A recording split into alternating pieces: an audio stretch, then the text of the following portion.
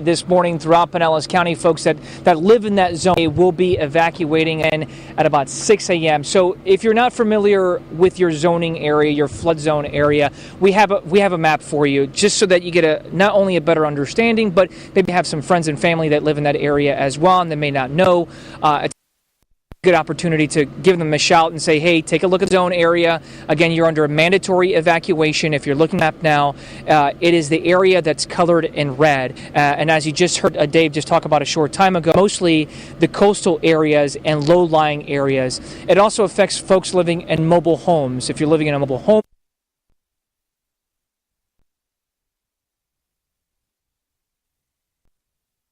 that are open here in Pinellas County. Tarpon Springs Middle School, Palm Harbor University High, Dunedin Middle, Oak Grove Middle, Largo High, Gibbs High, John Hopkins Middle School. That is a special needs and pet-friendly shelter, so that's very important as well. Here's what's also important. This is also going to kind of fluctuate in the next couple of days. Commissioners are also considering evacuation zones for zones B and C, so they'll discuss that today, make a decision likely tomorrow. So zones B and C could be under a mandatory evacuation beginning tomorrow. Of course, keep it here to 13. We'll let you know as soon as we get word on that. Another important, very important element out of all of this, starting at 10 o'clock this morning, if you do not live in the coastal areas, if you do not have business in the coastal area, you will not be allowed to travel in that area, mainly because it's under a mandatory evacuation. So there will be deputies at all of these bridges making sure that either you live there or you have business there. So they're going to be checking IDs, they'll look at your driver's license, if you have a utility bill, anything like that, or even a permit. If they're going to be taking a look at that, they're going to look at your address, and if you not have, again, business or you live there, they're not going to let you in. And again, that starts at 10 o'clock this morning. All of this is going to continue to change, and that's why you got to keep here to Fox 13. We'll keep you up to date throughout the newscast, but of course more on social media, and of course, more importantly, our Facebook page and our website as well, fox13news.com. All right, Alcides, thanks for the info. We'll talk to you again soon. And here's a look at some of the voluntary evacuations now in place in the Bay Area. That includes Manatee and Sarasota, which are calling on people in mobile homes and low-lying areas to seek higher ground. Sarasota's voluntary order starts at 7 a.m. Manatee begins at 8 a.m.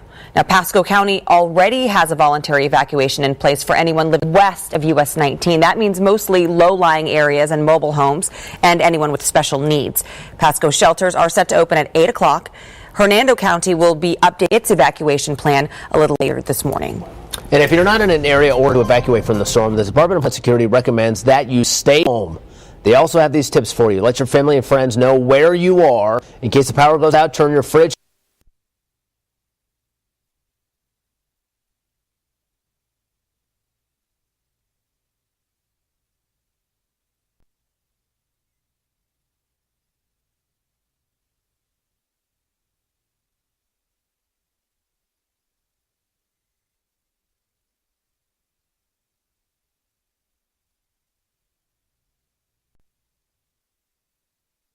freezer to the coldest setting now before the power goes out, and open only when necessary. Also, make sure you buy a battery-powered radio in case you're unable to get Wi-Fi or turn on your TV. And if you're curious if your school or college is open today, have a simple answer. No. On Thursday, Governor Scott ordered all public schools, colleges, and universities to be closed today through Monday at the earliest. He also called for all state offices to be closed as well. The governor wants every space available for sheltering. And several of those storm shelters will start opening today for people with special needs. The shelters for the public should open on Saturday. Fox 13's Evan Axelbank went to one of those school shelters on Thursday for a preview. At the last minute, this family decided to get out. I'm scared. Their trailer is only about 100 feet from the Aleph River in Gibsonton. They will head to one of the county shelters as soon as they open to the general population Saturday at 8 a.m. We haven't been on a hurricane like this before. On Thursday, the county readied shelters for those with special needs, recommending they evacuate by Friday at 8 a.m. One will be at the USF Sundome, the other at Strawberry Crest in Dover, and depending on need, a third could be at Riverview School. They're for anyone with cognitive difficulties or those who need round-the-clock electricity. Don Hubbard's father is 94. I've been in this area for 40-something years and probably more concerned than ever and making plans to evacuate out of here and take our valuables and go. The forecast shift to the west was greatly unnerving for many along the river, sending preparations into their final stages. They're handicapping the odds at whether their homes will survive for their return. 50-50. Looks like it's changed in the eyes coming a little bit further west, and that's not good for us.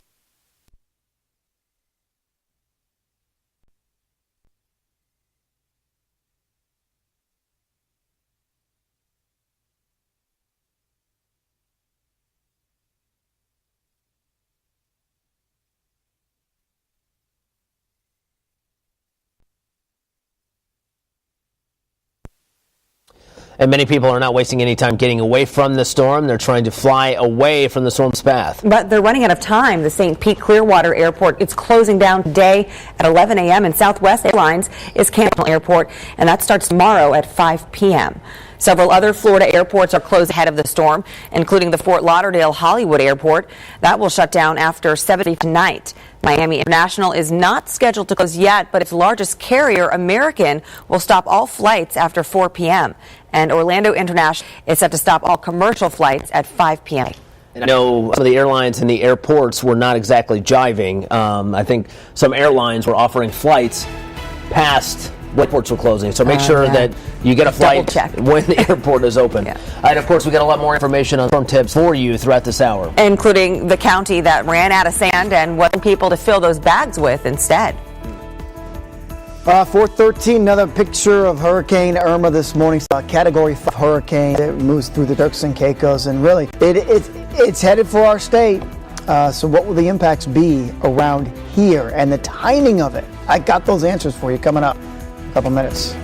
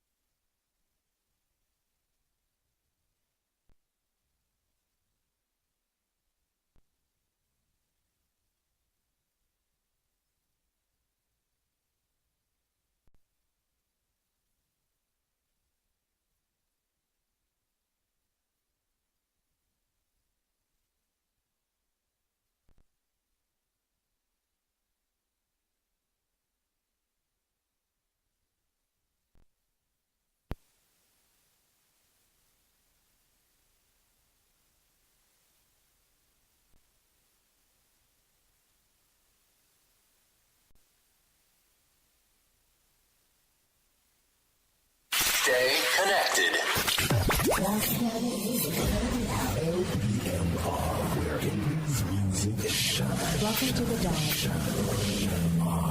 Shut it down on the ones and twos.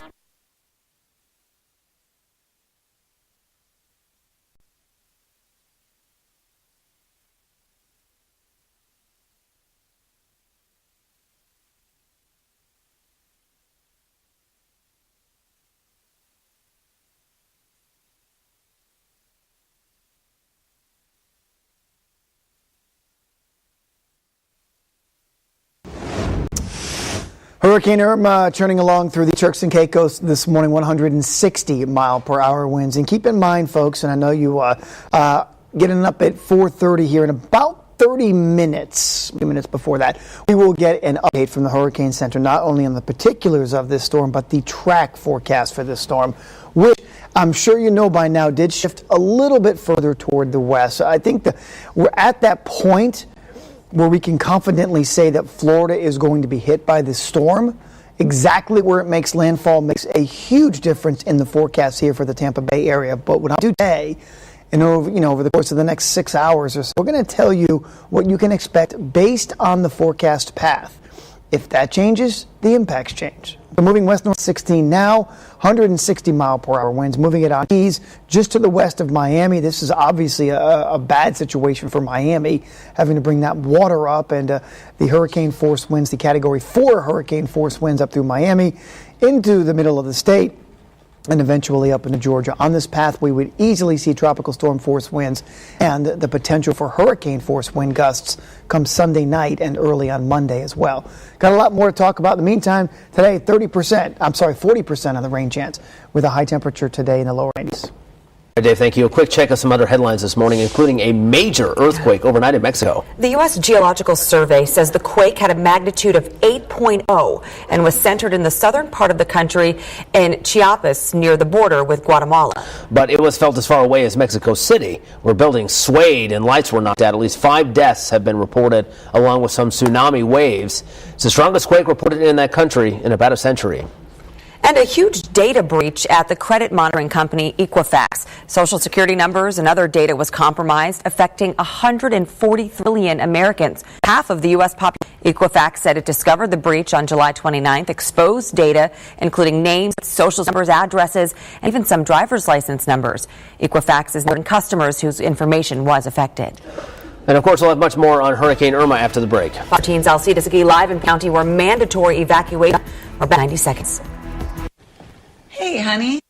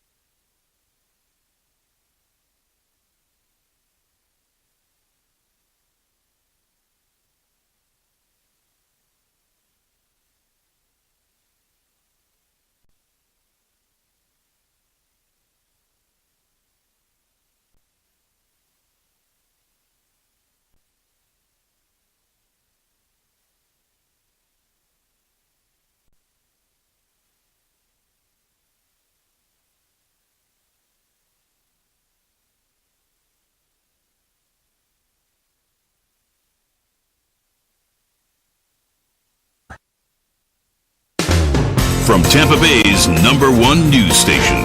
This is Good Day Tampa Bay.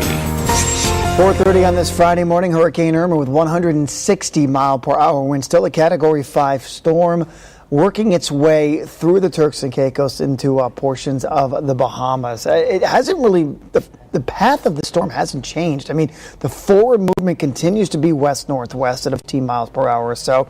It just moved over Great Inagua Island.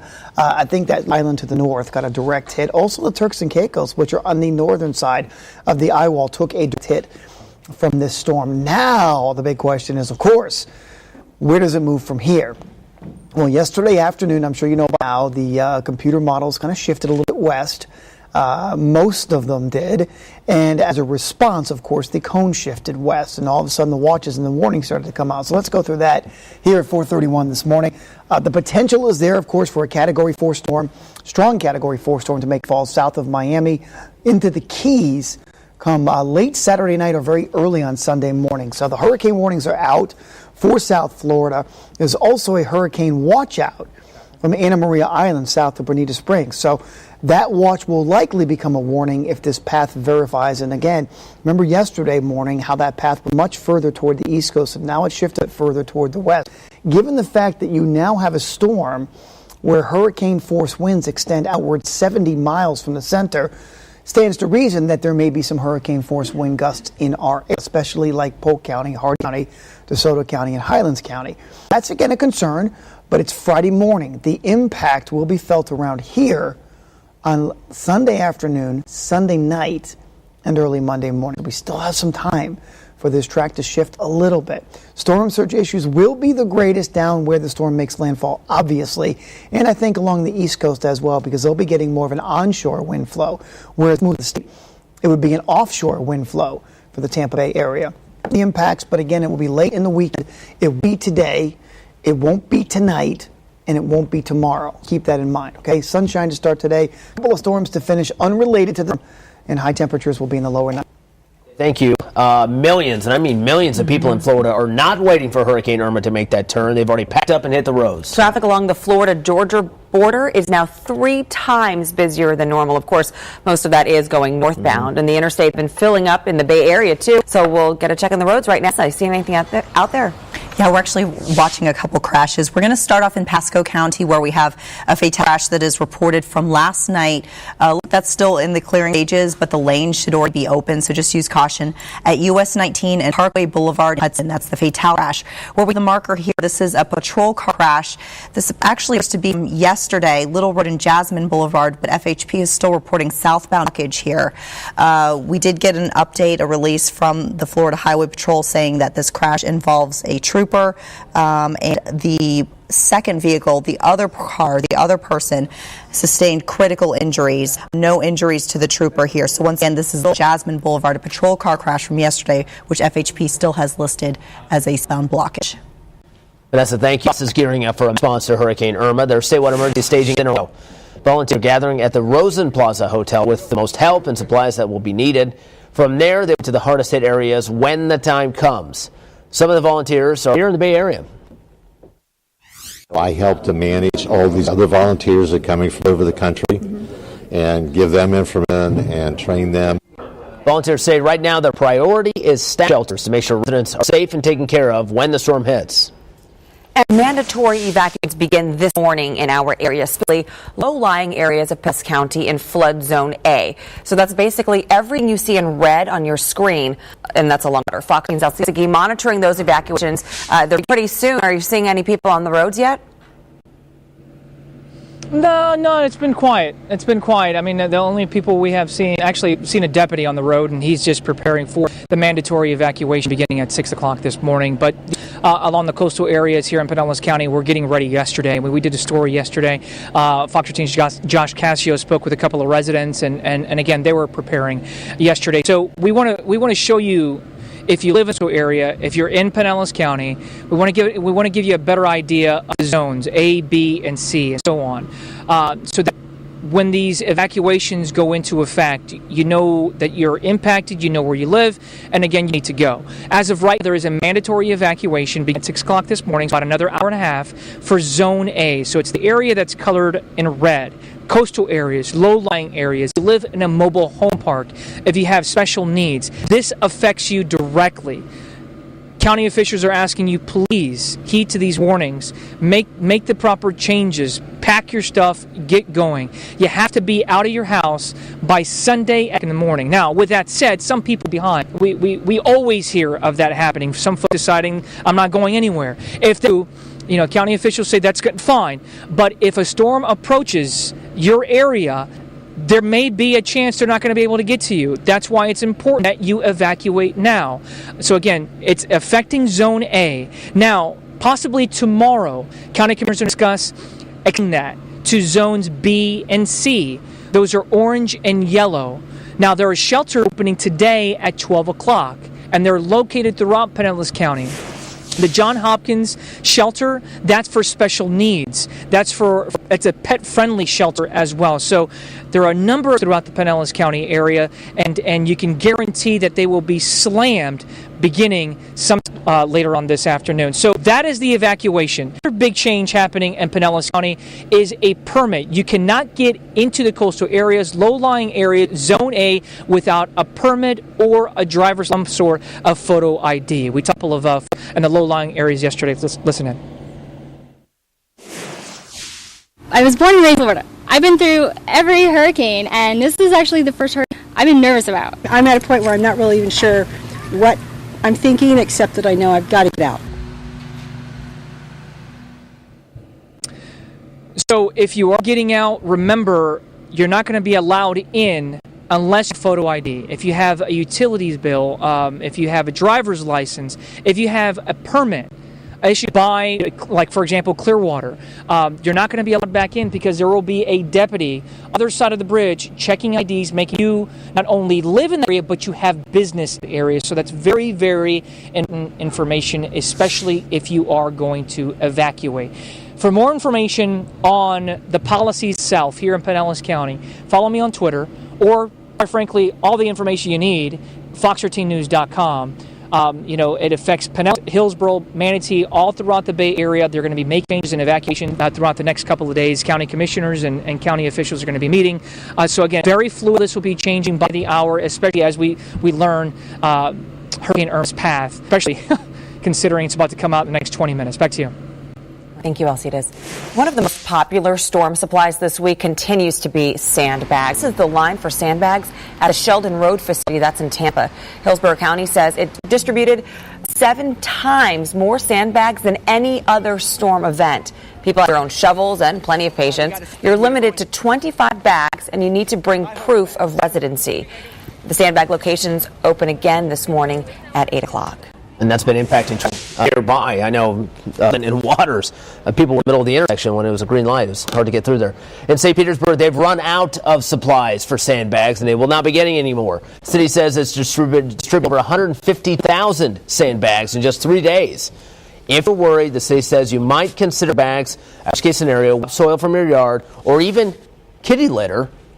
It's not a bad. I have a list of all the other sandbag locations in our area on our website, fox13news.com. And you want to report any price gouging from Hurricane Irma, just call the hotline. It's up by Attorney General Pam Bondi. 1-866-9-NO-SCAM. That's if you live in Florida, or if you're calling from outside the state, that number is 1-850-414-3990. You can also report it online. You can just go to the state's website. We have all the information on our website, fox13news.com. You can find that link under the Scene on TV section. Port Tampa Bay is working hard to get fuel stations before Hurricane Irma reaches Florida. In fact, I saw an escort going on the vets early this morning. Strong winds could cause them to shut them down by this weekend. Port Tampa Bay supplies about 45% of all fuel for west central Florida, and they're already taking precautions. Cranes have been secured. Toxic chemicals are in secure facilities. Port Tampa Bay could also be called on to help sister ports like Port Everglades and other major fuel ports of our state. Officials are anticipating a possible shutdown starting on Saturday. We've got a great update from the Humane Society of Pinellas County. They had a target of getting about 55 pets fostered out this week so they could make room for any pets rescued from the storm. Well, they did a whole lot better. They got all of their pets fostered out. We're talking about all 208 of them before noon yesterday. All the animals have a safe place now. Shelter, by the way, now closed until next Tuesday. The Humane Society of Tampa Bay will close early on Saturday, and they'll be moving their pets to a safe building to ride out the storm. Wow. Are you serious? That's 208 amazing. pets? Yeah. That's fantastic. Well, it will not be a very fun weekend in Florida for millions of tourists. Yeah, later this hour, a look at how some of the theme parks are bracing for Hurricane Irma. And the rush to get out of Florida continues. Live look at Tampa International Airport, where lines are already forming for people rushing on those last flights. Fox 13 Shayla Reeves has a live update from the airport at the top of the hour. Of course, we'll talk with Dave after the break with another check on the storm.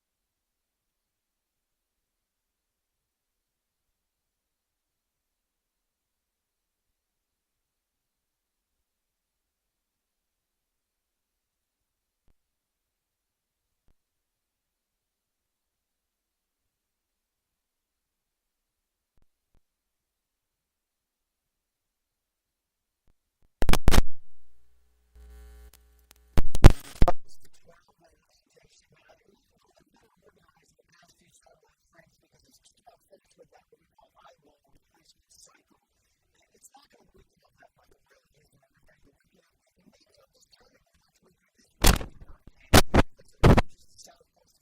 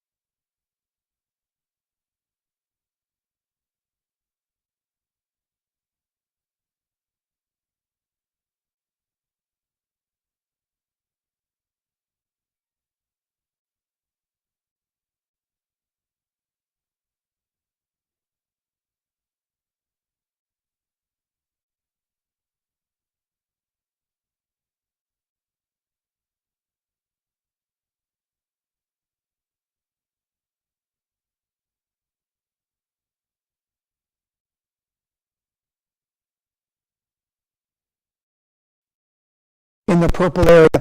Tampa, you're kind of 80% range. I think it was 77 of getting tropical storm force winds. I mean, it's probably going to happen. Then the next is a probability of hurricane force winds. And I'm going to tell you this, yesterday morning probability was 11% in Tampa. It's now up close to 3%. So you see, as the storm moves a little bit further west, so the chance of getting 74, 75 mile per hour winds. This is going to be the kind of storm like that. The further inland you go, the stronger the winds are going to be. Polk County, Hardy County, DeSoto County, Highland County. I think it's a pretty shed at this point that you're going to have winds gusting close to hurricane force or a little bit higher. Time framing for us. Let's talk that. Obviously, when it turns to the north, critical, and that would be during the morning hours tomorrow when it turns. We'll be on the air with you, so don't worry about that. Tropical storm force winds would be felt Sunday morning. But the hurricane force winds, if we're going to get those, they're going to be felt late Sunday, Sunday night, and early on Monday. And that is what we have for you right now. I urge you to continue to watch, because what's going to happen is that line goes one way or the other. So will the percentages, so will the chances, that kind of thing. And when that happens, we update it, we'll pass it along to you. So that's what I would prepare for in the Tampa Bay area. Easily tropical storm force wind with the potential of some hurricane force wind gusts Sunday night. 93 degrees Fahrenheit. We got today, we got tomorrow, nothing's going to happen, okay? So just prepare. Most of you already are prepared, so just sit back, keep an eye on us, keep an eye on myfoxhurricane.com, and we'll let you know if there are any changes. Vanessa? All right, thank you, Dave. Starting off quickly here, Polk County, we do have a disabled vehicle report, which is causing delays on US 27 in the southbound direction. This is north of Dean. Still, lane is going to be blocked here, and as we delays we're seeing down towards I-4. Don't forget, we have a complete shutdown of Tamiami Trail in Sarasota at Braden Avenue, where we have a fatality crash that's under investigation right now, so make sure avoiding the area. In a few minutes, we'll do another check on our interstates and help those who are trying to evacuate the area. All right, Vanessa, thank you. I know you're going to have a busy morning all morning long and all weekend long. 5:22 the time. Overnight, a huge, powerful earthquake hit Mexico, at least in magnitude 8.0. The latest on the tsunami warning coming up next. Plus, Florida's airports are crowded with people rushing to leave ahead of Irma, but a Miami concourse shut down for another reason. How police shot a knife-wielding man.